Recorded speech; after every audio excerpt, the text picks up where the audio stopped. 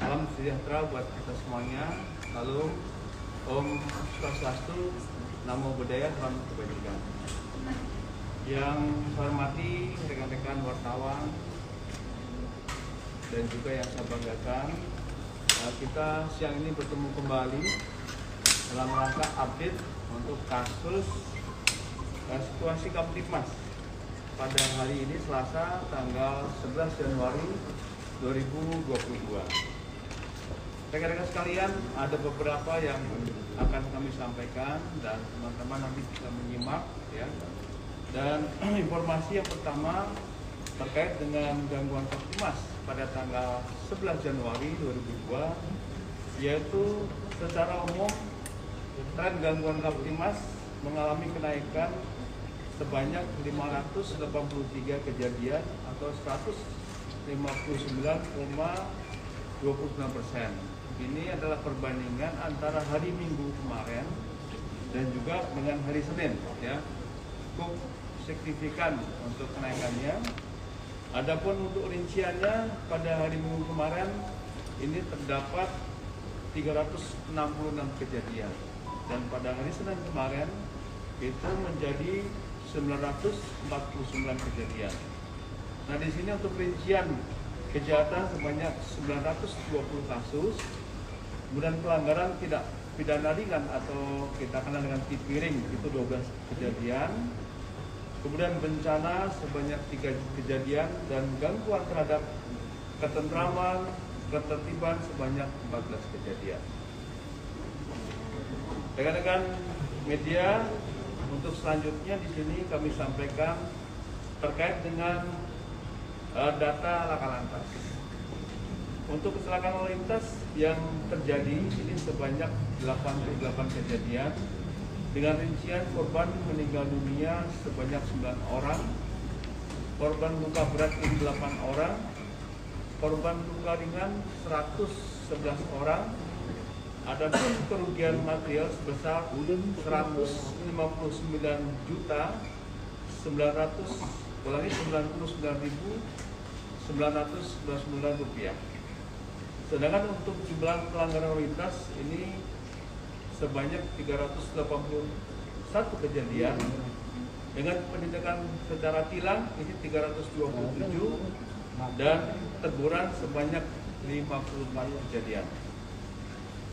Kedua, rekan-rekan sekalian kami sampaikan bahwa terkait dengan pasca terjadinya ledakan di Cimanggu ya, Banten, bahwa pasca terjadinya ledakan di Cimanggu, Pandeglang pada hari Minggu tanggal 9 Januari 2022 mengakibatkan 1 orang meninggal ya atas nama inisialnya UL ya, usianya 38 tahun, laki-laki dan pekerjaannya adalah sebagai nelayan. Selanjutnya upaya-upaya kita yaitu unit Jibom Detasemen Gegana Satrimob Polda Banten ini melakukan penyisiran dan sterilisasi TKP dengan membawa peralatan ya uji bom secara lengkap, terutama yaitu metal detektor, yaitu pada hari Senin tanggal 10 Januari. Dari hasil penyisiran tersebut, tim menemukan 3 bahan peledak yang dipastikan adalah bom ikan. Saat ini TKP sudah steril dan benda yang bisa menimbulkan ledakan juga sudah aman dari bahan peledak lainnya. Kemudian untuk yang 3, ini ada pertanyaan dari teman-teman terkait dengan respon Polri terhadap survei tingkat kepercayaan publik. Tentu saja Polri selalu bersikap positif atas perkembangan dinamika dan situasi. Dalam hal ini Polri tetap bekerja secara profesional, transparan dan akuntabel guna memberikan pelayanan terbaik kepada masyarakat. Ya, kita tetap lakukan yang terbaik, baik itu yang sifatnya preemptif, preventif maupun juga penegakan hukumnya. Ya. Kemudian selanjutnya di sini kami sampaikan adanya informasi kasus mafia tanah Kadishub dan anggota DPRD Depok. Ya. Terkait hal tersebut kita masih dalam proses pendalaman ya dari Polres ini kita masih melakukan penyelidikan.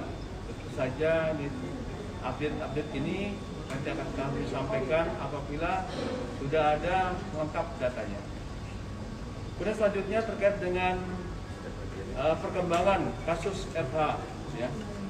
Saat ini penyidik masih melengkapi administrasi berkas perkara tersangka FH. Mungkin teman-teman yang kemarin belum update, di sini kita telah memeriksa sebanyak 17 saksi biasa. 17 saksi biasa ini untuk memperkuat ya penelitian terhadap kasus-kasus yang melibatkan FH ini, dan juga ada penambahan dari saksi ahli. Ya, kemarin kami juga rilis itu ada kurang lebih 10 ya saksi ahli, ini menjadi 21 saksi ahli.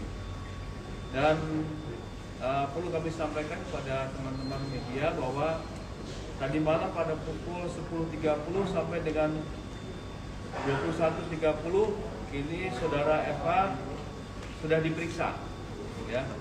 Dan pada hari ini tadi dijadwalkan untuk pemeriksaan kembali ya, karena masih banyak beberapa pertanyaan yang belum tersampaikan tadi malam, dan yang bersangkutan untuk minta istirahat terlebih dahulu.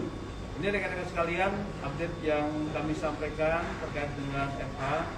Nanti akan kita update kembali manakala ada perkembangan. Dan selanjutnya di sini ada beberapa kasus yang menjadi atensi pimpinan.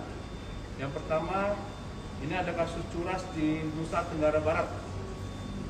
Pada Senin tanggal 10 Januari ini pukul 11.10 WIB di Desa Diha, Kabupaten Bima, telah terjadi pencurian dengan kekerasan terhadap korban atas nama Samsudin, 57 tahun, yang dilakukan oleh OTK dengan mengambil paksa kunci mobil serta menahan mobil korban.